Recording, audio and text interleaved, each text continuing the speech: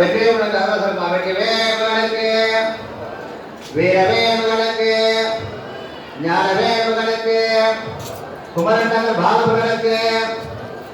இந்த சர்ச்சையில முருகபிராமனுக்கு என்ன வருத்தம்னா சொன்னாக்க, நமக்கு வரக்கூடிய ஆபத்திலிருந்து நம்மளை பாதுகாக்கக்கூடிய ஒரு மரத்தை முருகன் கொடுக்குறாங்க.